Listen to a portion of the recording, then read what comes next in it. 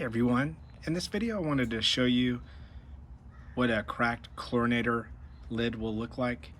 And this is a Hayward chlorinator and it's really popular. If you're new to my channel and you haven't already subscribed, please hit that subscribe button so you don't miss it when I post another video. And please also give me a like so people can find this video, and I appreciate it. And as you can see, there is right here, there's a crack all the way around, and I'll show you what it looks like when I turn it on. So